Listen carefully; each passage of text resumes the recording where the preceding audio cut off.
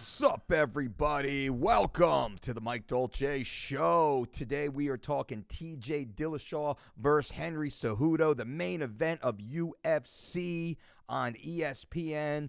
First fight of the new television deal. And how did the fight go? Let's get right in. Did TJ Dillashaw's weight cut adversely affect his performance? For those that don't know, TJ Dillashaw was TKO'd by Henry Cejudo in under a minute of the first round. The fight barely got started and TJ was TKO'd. TJ had come back and said, hey, that was an early stoppage. I was fine. I got caught, was a little off balance. I had a grown-ass man on top of me pushing me around. The fight should have continued to go on.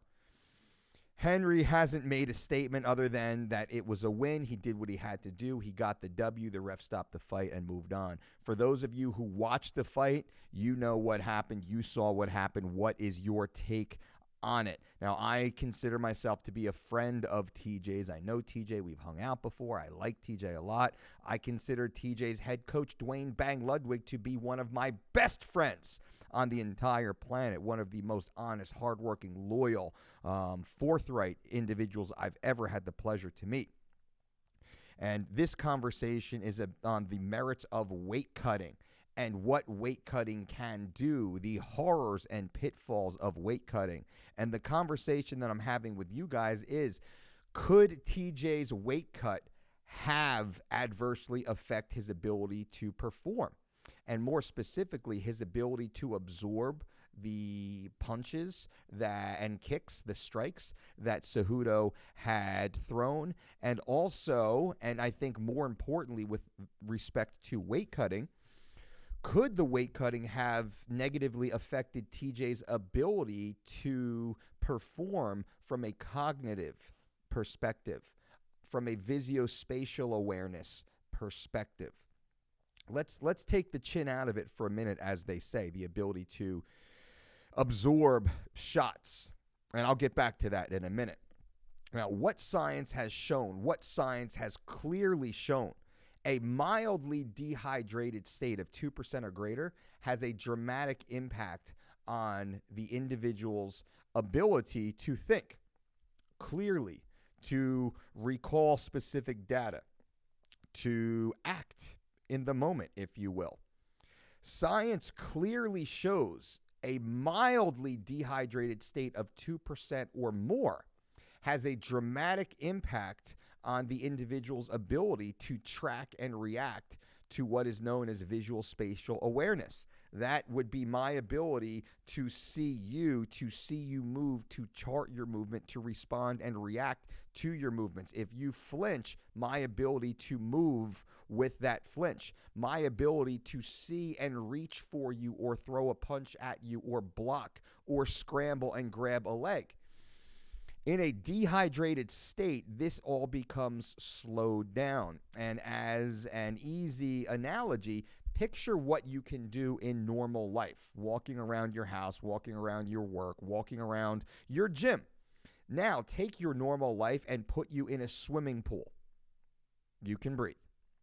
Now try and do your normal mundane tasks at home, at work, in the gym, while being in a swimming pool. I've been severely dehydrated before.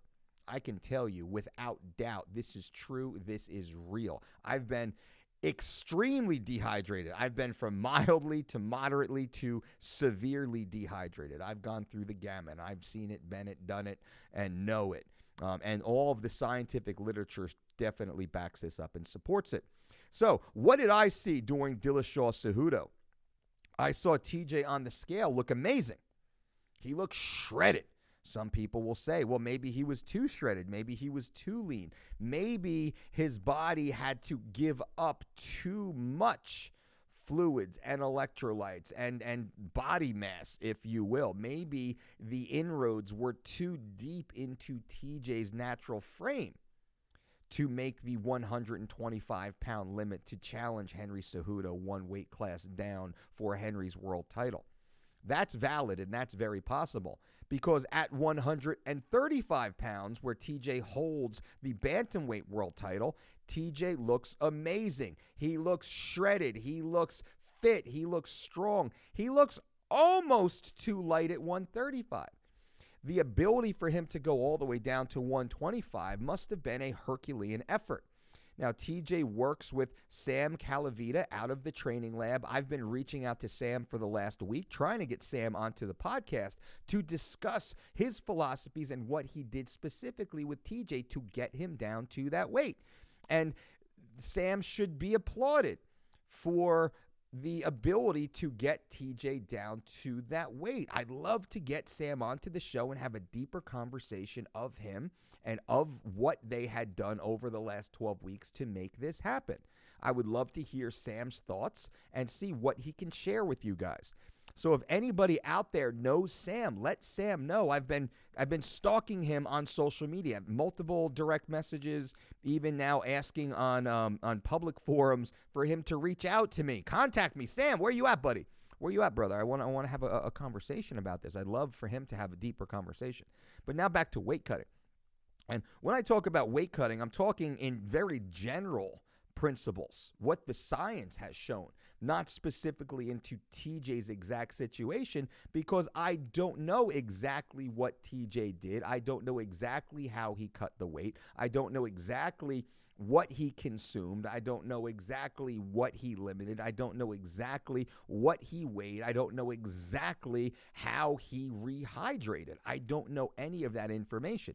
So nothing here is specific to TJ. It's general information on dehydration. The science clearly shows that a dehydrated athlete will not perform to the same level as a hydrated athlete or an athlete that does not go through dehydration. Now, a more subjective conversation will be an athlete's ability to absorb concussive blows, strikes, while being dehydrated. The general consensus is the greater the level of dehydration, the lower the ability to absorb and respond in a positive manner to concussive force, specifically to the head. And there's many reasons for that, some of which is due to an actual increase in cerebral spinal fluid. There is a negative effect to that. Some would be a decrease in cerebral spinal fluid. And what the cerebral spinal fluid is, that is a fluid, if you will. It's more complex than just a simple fluid, but that is a fluid that actually surrounds and protects the brain. The brain is actually floating like the head in a sci-fi movie in a jar. Their brain actually floats in a very specific fluid that is there to protect it. And this fluid is not by happenstance. It's not an accident to the level and volume that it contains and to protect the brain. It's very specific. Now, when we dehydrate our body, that fluid actually reduces also, which is a negative. When we rehydrate, that fluid oftentimes will overhydrate, hypohydrate. That is also a negative because it breaks the balance. Think about you when you're starving and think about you immediately after Thanksgiving dinner. Both are negative states. Same thing can be said for our cerebral spinal fluid. And science does show that an increase or decrease in this fluid will have a negative impact on cognitive performance. And the speculation, and why is it a speculation on concussive force or trauma? Simply because no scientist on the planet will actually conduct a study where they dehydrate a human and then hit them in the head. You can't actually conduct studies on this. So no studies, to my knowledge, have been done to offer definitive answers. So we have to speculate based upon data. Now, we do have some data on athletes who just happened to dehydrate themselves and just happened to injure themselves. We have some data, but it's not conclusive data, and it wouldn't be fair to introduce that as fact. So I want to be clear. There is no compelling data that we can point to, so we do have to speculate on this.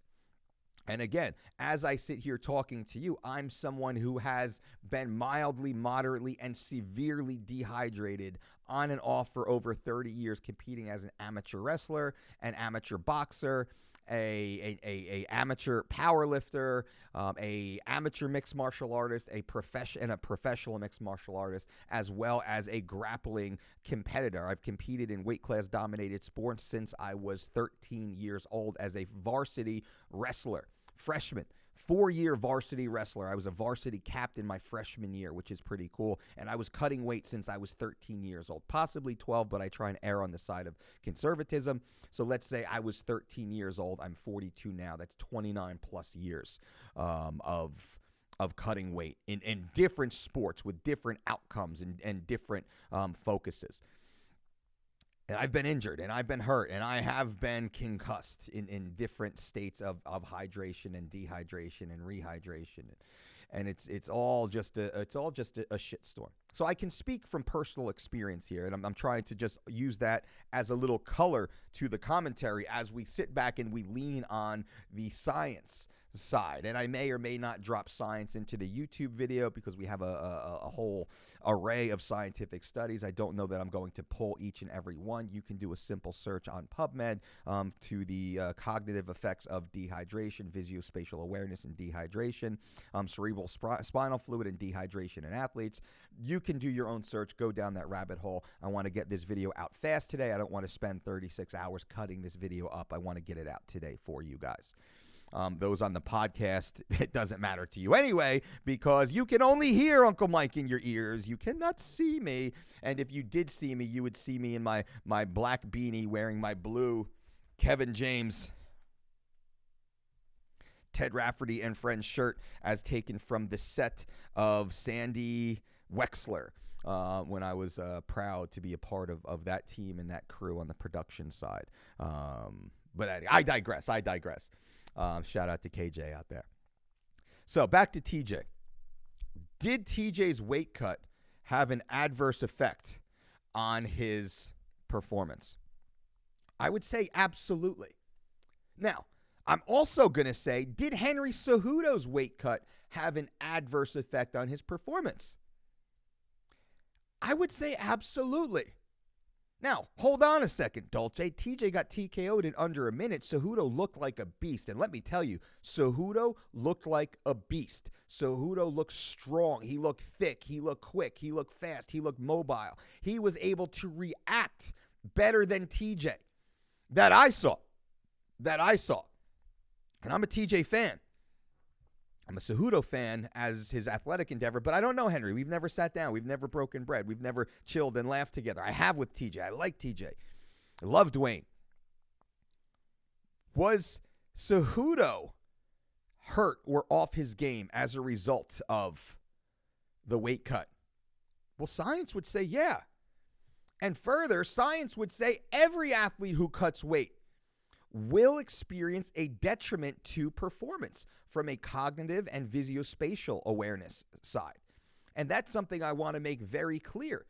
Any athlete, nearly every athlete who is cutting weight will likely have some sort of negative outcome as compared to their norm. Now, when we work with a lot of high-level Division I NCAA collegiate wrestlers.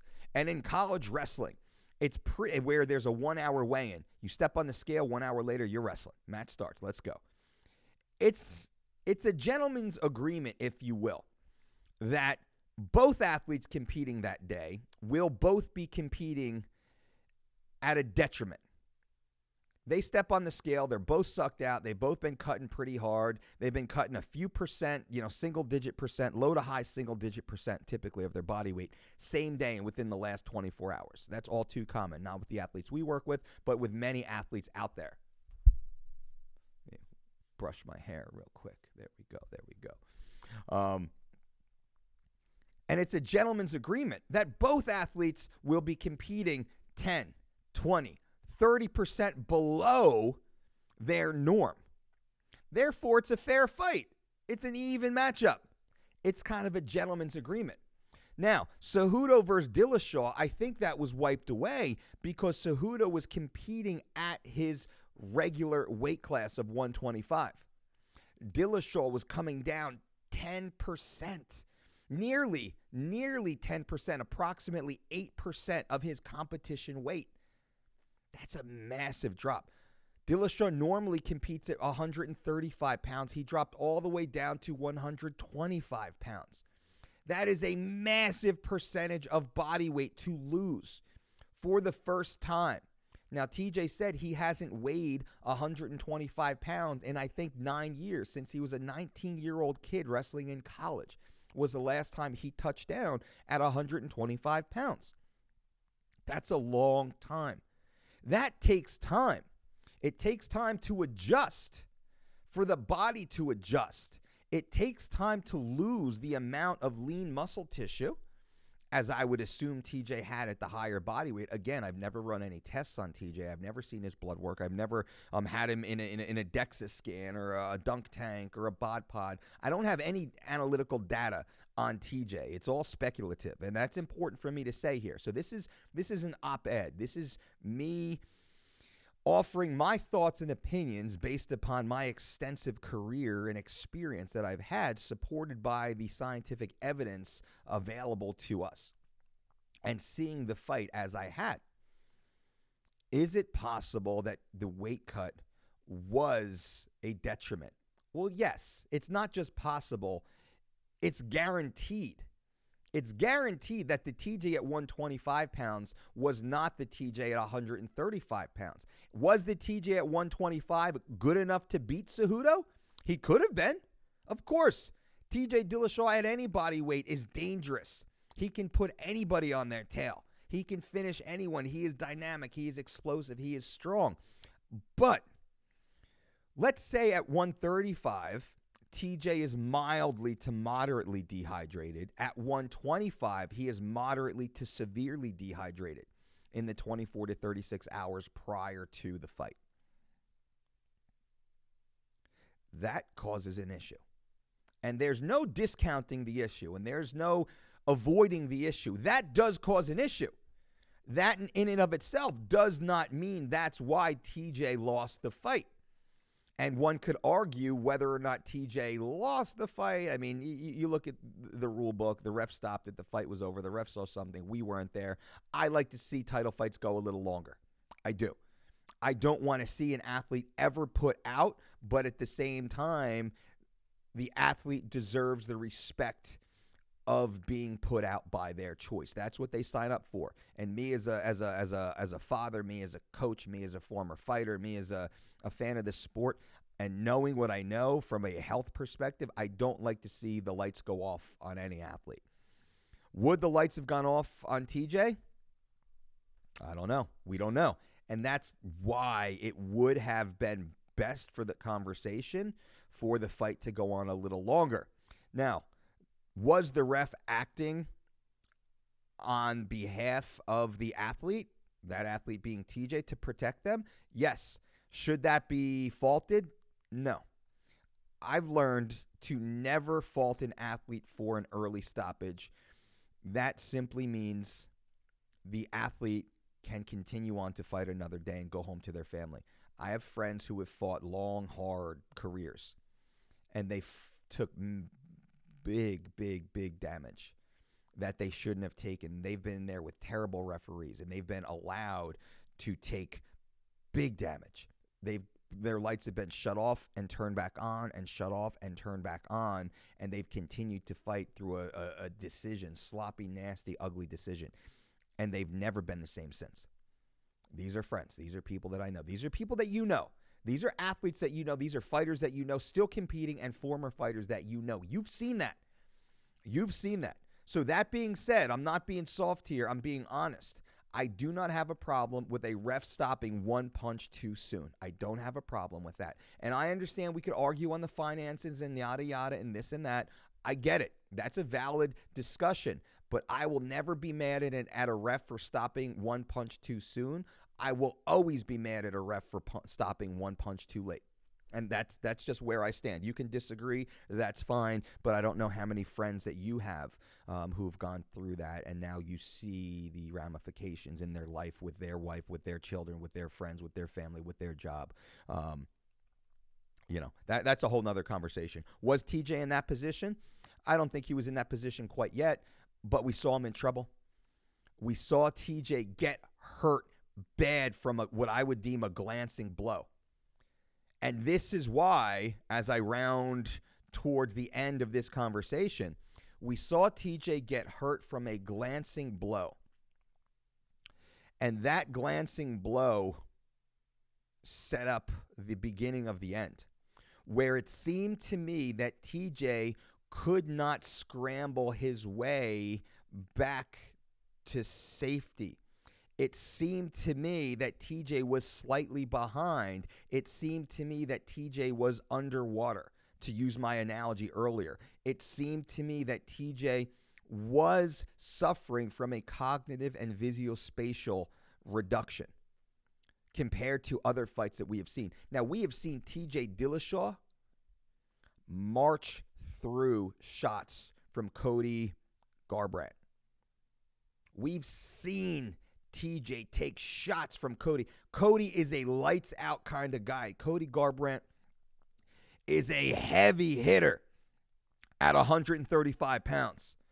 Puts dudes out cold with single shots. Big guys out cold with single shots. TJ was able to take those shots and got dropped on those shots, but was able to shake those off much better, I believe, than he was able to shake off what Henry threw at him. Henry Cejudo is not known as a heavy hitter, though he probably has good power for his weight class. He's not a polished striker like a Cody. He doesn't have the concussive force like a Cody. He doesn't have the KOs on his record like a Cody. But Cejudo was able to hurt TJ, in my opinion, worse than Cody had. And some might argue that opinion, because when TJ got dropped by Cody, he got dropped solid, but he came right back. Against Henry, he had problems. And that's why, the scramble is what leads me to believe more than anything else that the weight cut was a determining factor in the loss. And I say that with respect because TJ made the weight, and not many humans could make the weight. TJ and his coach, Sam Calavita, they did what they had to do. They put the plans together. They focused. They dedicated. I would love to talk to Sam again to see how they structure this, because they did a great job getting TJ down to weight. I'd love to learn more about the process, but also about the rehydration.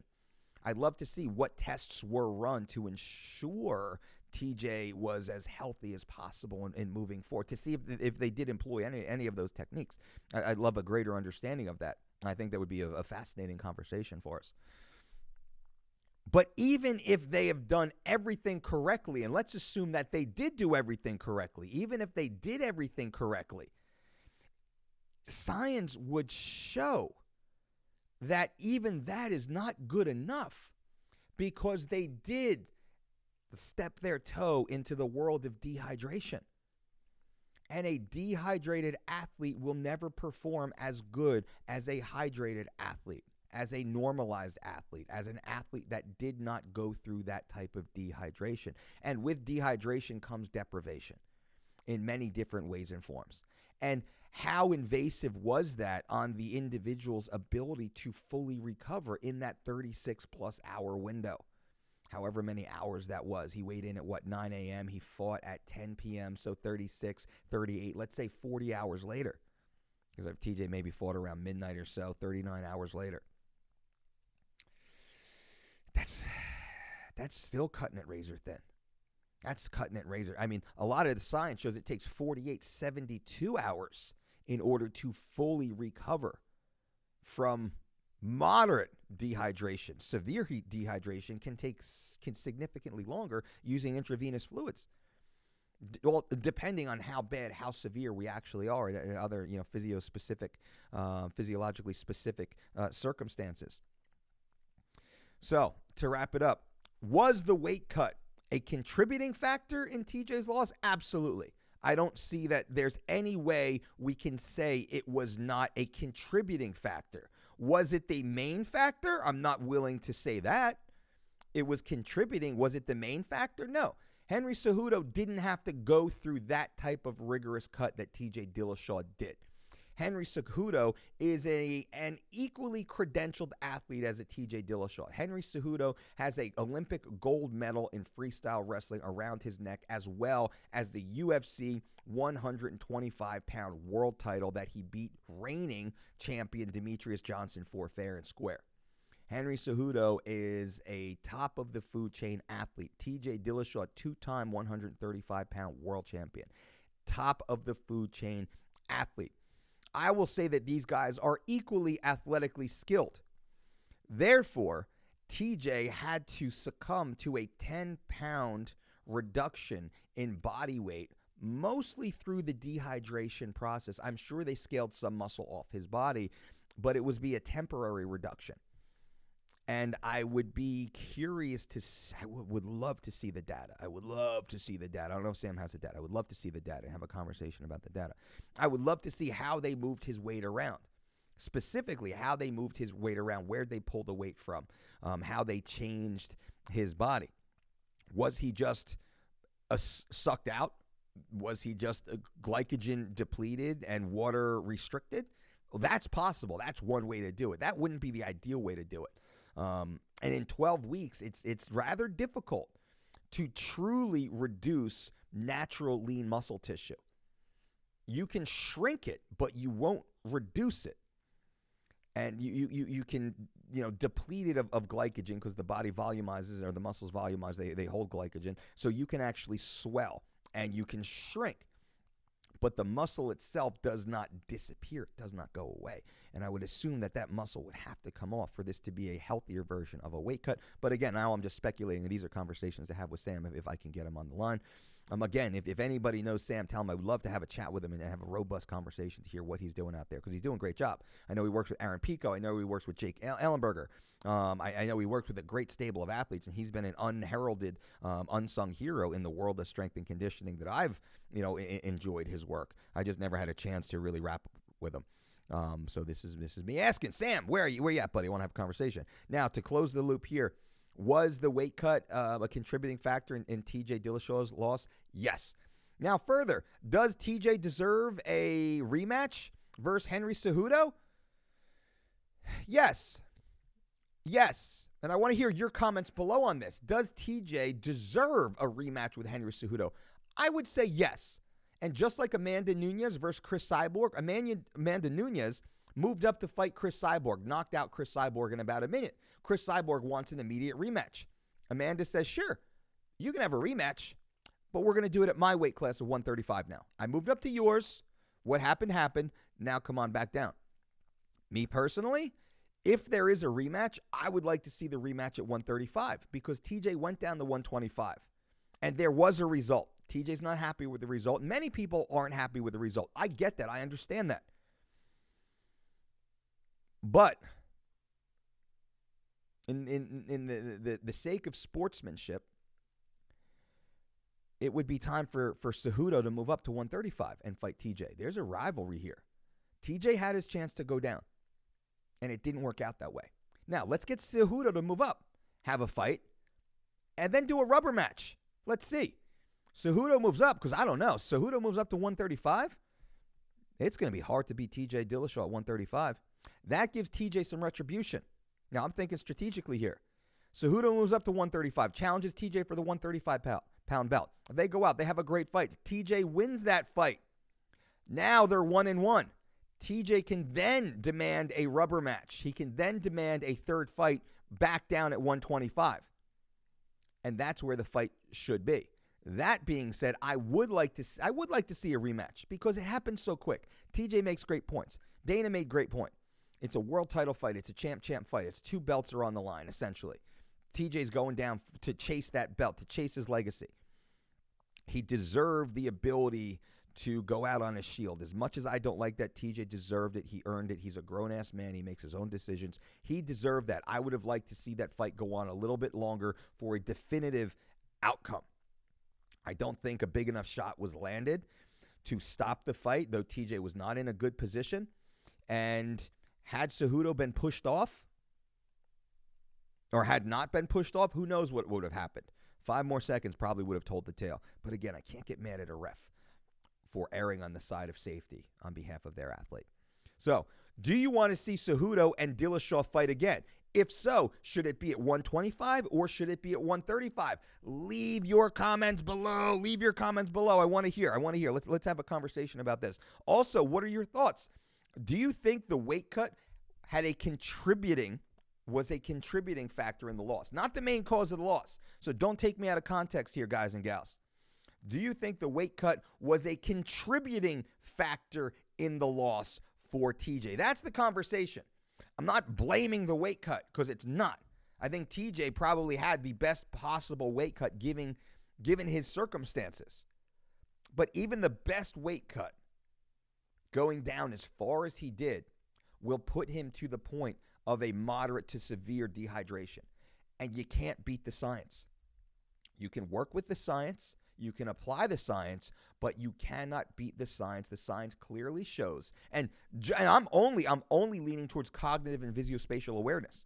The ability to react, respond, to move, to get out of the way, to slip, to do the things that TJ is so good at normally. That could be the contributing factor in how Cejudo was able to be so effective. And I think Cejudo knew this, which is why Cejudo jumped on him. If I'm in Cejudo's corner, you jump on this dude out of the gate. You put it on him.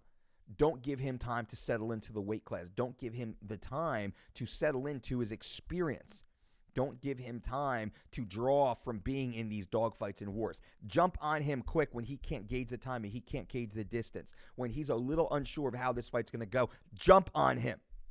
That and TJ said he was shocked at how aggressive Cejudo was out of the gate. And I think that's probably good coaching on Cejudo's behalf. That's what you do, especially when you have an athlete coming down a weight class. You jump on him. You jump on them and you see what happens. All right, guys and gals, if you like this video, please give it the thumbs up. If you don't like this video, feel free to give a thumbs down, but you better leave a comment and tell me why so we can get better at it. If you just leave a thumbs down, that means you are a loser troll. If you give a thumbs down without constructive criticism, you are just a hater, and I feel bad for you. I don't mind a thumbs down. I take criticism very well, but leave the reason why so we can get better at doing what we do and we can provide you more compelling content. If you do like the video, give us a thumbs up. Make sure you subscribe to the channel and click on the notification so you know when we come live. We come live very often. Leave your comments below once again, and let's have a robust conversation on the topic. Remember, don't count calories, make calories count. Boom!